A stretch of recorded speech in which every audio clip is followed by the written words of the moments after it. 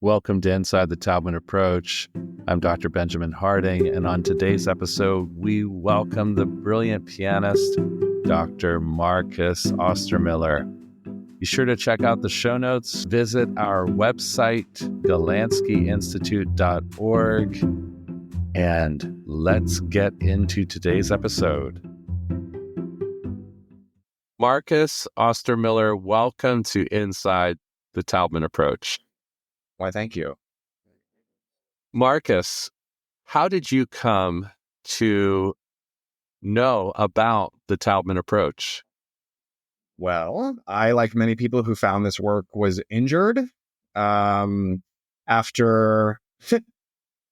finishing 3 degrees in piano performance. I had done a bachelor's, master's, and PhD in piano performance, had just finished up at NYU, and was performing concerts and preparing to record an album and doing lots and lots of, of hours of practicing, and developed really bad wrist tendonitis.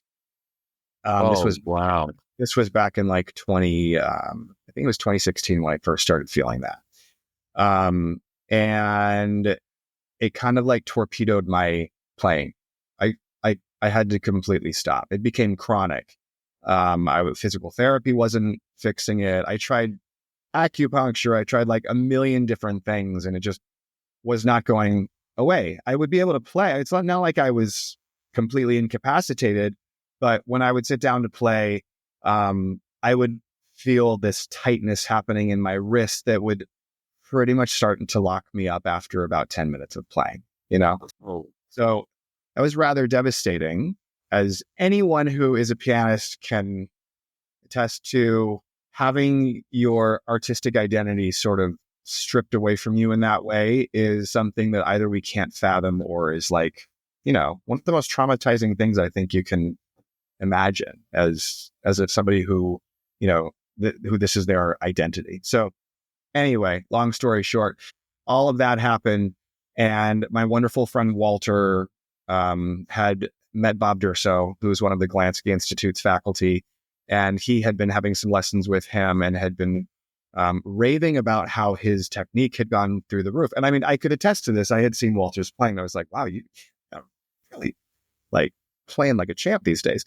But he said to me, he's like, you really need to meet Bob. He's like, because I had been, sharing with him my journey and frustrations. And he was like, that's enough. You need to go and see Bob. And so Bob retrained me from square one. He taught me how to play 1 note, and then 2 notes, and then a C major 1 octave scale, and went through the whole retraining process with a PhD in classical piano performance from NYU. I started my technique from scratch, and it was the best thing that I ever did. So, wow. So you experienced, this devastating injury. You had some lessons with Bob. Were the results immediate for you? Did you see a subsiding of the pain of the injury right away, or did it take time? I would say that there were results of alleviated pain instantly when I would be in the presence of Bob and when he was working with me and keeping me in the proper alignment and monitoring the movements, right, early on. The work requires quite a bit of supervision during those early stages, right? I will say, though, that it wasn't only Taubman that got me out of the woods. It was in conjunction. Taubman work, addressed the issues that were in my piano playing, but then I found a wonderful physical therapist and trainer who helped get my global self stronger through PT work, like on the table, but also strength training. So there was that component to this as well. But those two things combined, moving in a more ergonomic and efficient way via the Taubman work with Bob, and then just dealing with my global well-being and strength and mobility, those things together got me out of the woods quite quickly, I have to say. Like, I would say within 6 months, I think I was symptom free. Wow, that's amazing. If you were to describe to our listeners maybe some of the root causes of that pain that you've surmised about? Were there some root causes that you and Bob discovered as a result of the pain at the piano? Yeah, of course. I mean, and things that I didn't even realize that I was doing. Twisting, right? We talk about twisting at the wrist, either that way or that way. I was doing a lot of this sort of external twisting that was putting a lot of strain on the issue was this tendon right here at the wrist that controls the movement of the thumb. That was sort of the ground zero of my pain, was just right there. Anything involving thumb movement, even like using phone and stuff like that, but also at the piano, thumb movement. That's where the pain was. So twisting and stretching, yes, we have to open and close the hand, but staying in a stretched place for a very long time, extended periods of time when I don't need to, and a bit of an overly rotated landing position on all of my fingers this way instead of being more, vertically balanced. Wasn't even aware I was doing that. Realized that, more of a neutral landing place for me that was like, oh, I do have to be a little bit more internally rotated to really land on that middle part of the fingertip. And also I came from a school of excessive physical shaping. Shaping is one of the important 4 parameters of movement in Taubman work, and it's absolutely necessary. But I think that my shaping motions were too big. I was very much about expressing from the wrist and a lot of this flowery type of extraneous movement that can impede the results. So all of those things combined were, just a perfect storm for my pain. But I really do think that the twisting thing was huge for that wrist thing. Got it. So after the 6 months of sort of, getting to symptom free, what kind of propelled you to continue learning this work? I mean, you just listed the 4 essential movements. It means that, wow, you not only understand it, you know how to kind of explain it and teach it. What kind of propelled you to that next level of understanding within the Taubman work? I mean, when you experience incredible results, like there's not really any turning back, right? Like as soon as I started finding out the type of playing that was available to me, it was go time. I had dreamed of being able to play it this way for my whole life. So, I was injured. I changed the way that I was moving and I wasn't in pain anymore. Awesome. Yeah. But the amazing byproduct of all of this was that not only was I not in pain anymore, but my technique skyrocketed. And I was playing in the way that I had dreamt of being able to play for my whole life. The technical facility required to play certain pieces, it didn't seem so elusive anymore. This thing that was only accessible by a very exclusive group of pianists. This idea that if you don't play in that, that there's this 0.0001% of pianists who can play really, really well. And if you're not one of that tiny little group, it's not accessible to you ever in your life. No, it was like somebody had given me a set of very simple, straightforward tools that can be applied to any physical challenge in the music. And that was so exciting and freeing. And for me, as somebody who, I played very well before this. I'm happy with the musician that I was before this, but I wasn't always completely comfortable. And I never nailed certain passages. There are certain pieces that I played in the past that I have this endless list of pieces that I played in the past that I want to go back and revisit. And all of this, working through my trauma from the past, that healing journey, and I do it with certain pieces with students now. When somebody asks to play a piece that I played from before Taubman, and in real time, I'm sort of finding these solutions to things that were so challenging to me before. But it was, instant. I was like, this is the way that I play now. I have a wonderful physical vocabulary. And it also just changed the way that I taught too. And my teaching instantly changed, it became, this is my methodology This moving is your forward. methodology. So do you continue to study with Bob Durso? I do. Yes. Oh yeah. Tell us about what you're discovering right now with him. I see Bob every 2 weeks when he comes here to New York, because he lives in Philadelphia. But he graces us with his presence every couple of weeks in the city. And we laugh a lot. we get Yes. we get a big kick out of each other, but we get down to a lot of great work together. And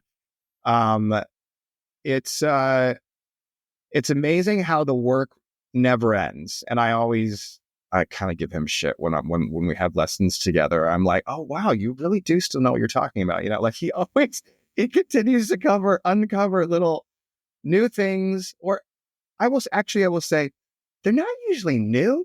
It's usually he's just reminding me of one of these very simple precepts that or concepts that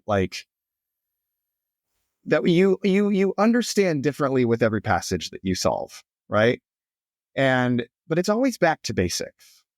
And it's one of the things that I love about the work is that it's not like this overwhelming theoretical jargon that you have to wrap your brain around. It's intricate and specific, but it's quite simple. And so, I have the experience differently, passage by passage, piece by piece, and everything that I take to him. So what those lessons look like is I show up to him with specific passages and pieces of music, and he helps me solve them with the physical vocabulary that he's taught me. So, and what I love is, if I'll show up and be like, I can't play this page. And he'll be like, oh yeah, you can't play that page. I'm like, well, I mean, like around this line, it kind of starts to fall apart. He's like, the whole line? You can't play the whole line? Okay, it's this measure. And until he's gotten me to narrow down, okay, it's like from this note to this note, it's this beat. He's very good at forcing me to really be specific about where the moment is. Because the thing is, it's not usually that we just can't play a whole passage. It's usually that there's a micro moment within there where something is off, or one specific detail, or, sometimes two or three. But he helps me to be very specific and very self-aware of what I'm doing physically. And I will say in recent lessons, he's helping me to uncover new understandings of, because sometimes some things about this work are not visible.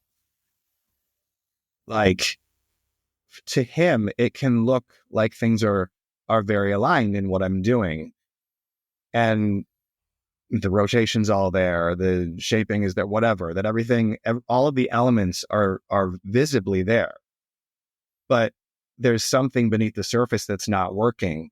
And some things that I've been uncovering recently are like the freedom of my fingers, the freedom of the fingers. And I can have my hand in a beautiful position with the natural curve of my fingers.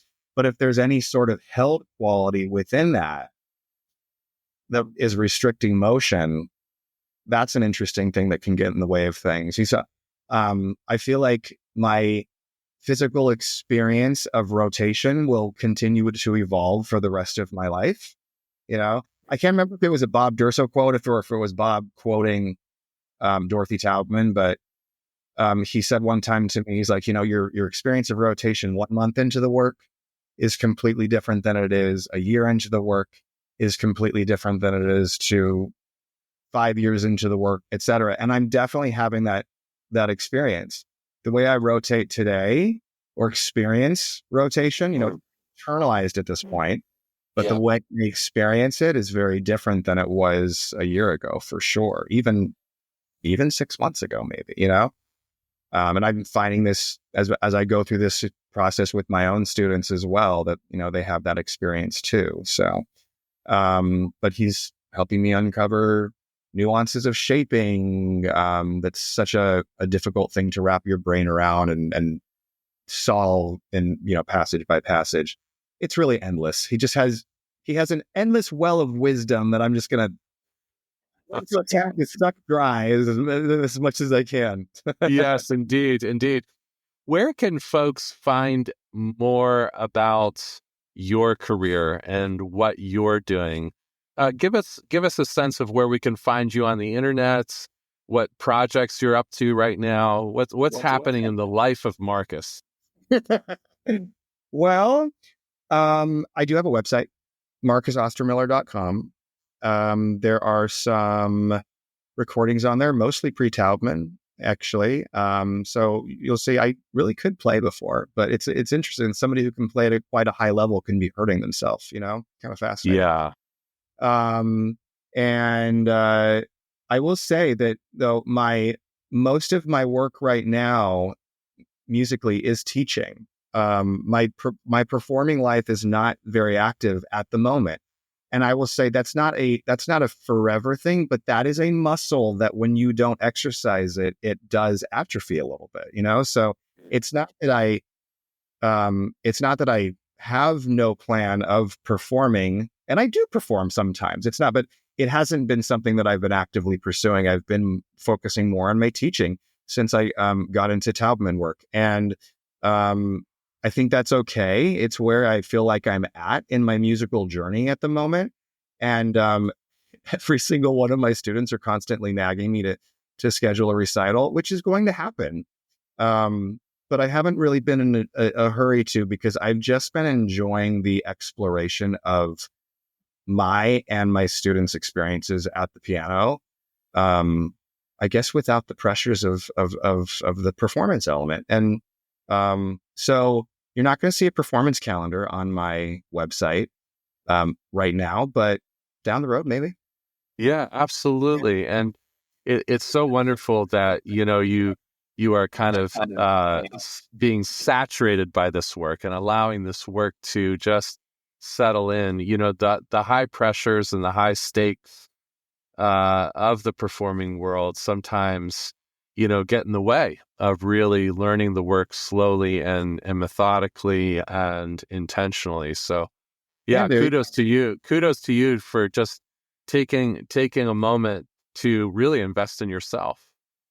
Yeah, and I will say about the performing thing, though, it's the other wonderful thing about this is like the performances that I have given over the past few years since I've incorporated Taubman work into my playing and teaching. The performances that I have given have been so much more confident and grounded and centered. And it's because when you have like a physical system in your body, that it becomes a physical system that you can rely on. Yeah. And has an effect on you psychologically in the moment, right?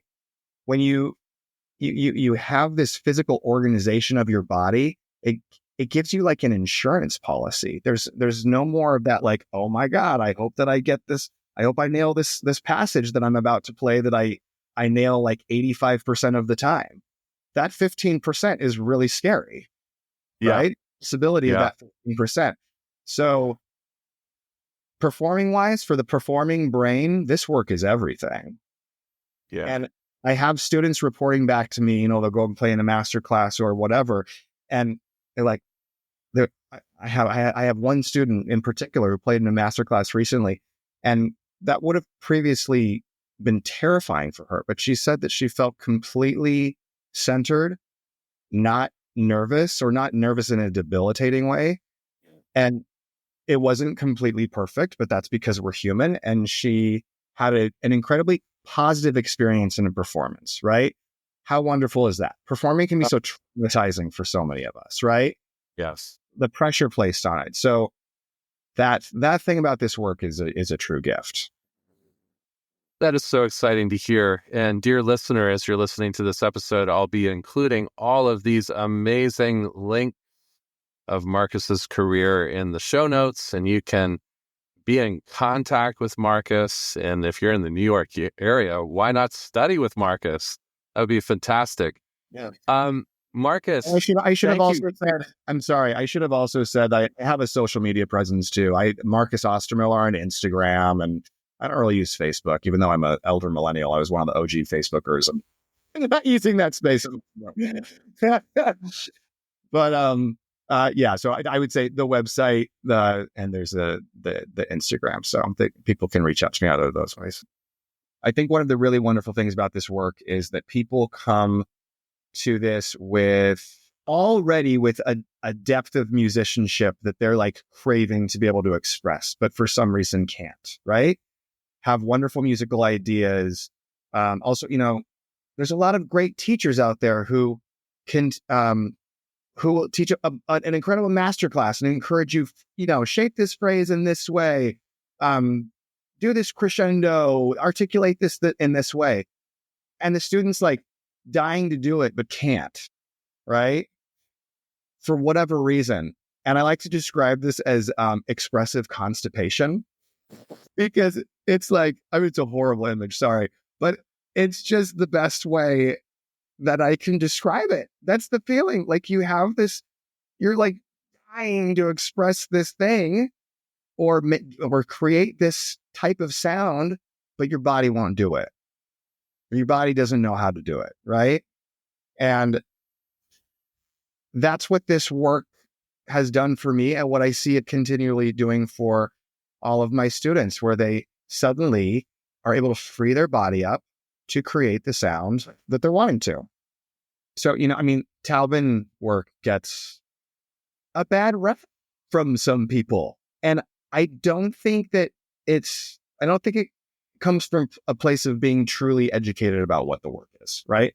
I think there are people out there who have had a few lessons of Taubman, and those first few lessons of Taubman are like drop on a note, rotate from one note to another, and doing like very, exaggerated rotations. And so people think, oh, Taubman's it's just about rotation. Just about rotation. Right? And I can't play like this, rotate, rotate, rotate. Well, that's not what it ultimately is. That's the starting place. That's like the first building block. And so for anybody has read it or is hesitant about getting into this work, I would just say you have to get past those initial lessons about rotation and get a foundation for, all four of the parameters of movement: the rotation, the in and out, the walking hand and arm, the shaping, and really with a mastery of maintaining the alignment throughout all of those movement patterns, and get to the point where you can have the experience of what it's like for all four of those things to be integrated with one another and feel like one thing, right? And because eventually, we teach these movements in a bigger way that feels a little bit less like, how could I ever play a piece like this? But those bigger versions of it are to get you feeling it, to get it in your body, to get that cooking. But then once you start to internalize it, minimize the rotation, etc., then it really starts to feel like piano playing. So it's not just about rotation. It's like it's one piece of it. It's an important piece, but it's one piece of a much bigger. And thank you so much for joining us today on Inside the Taubman Approach, Marcus. We're going to have you on sooner rather than later. Right. Happy to do it. Thank you, Benjamin.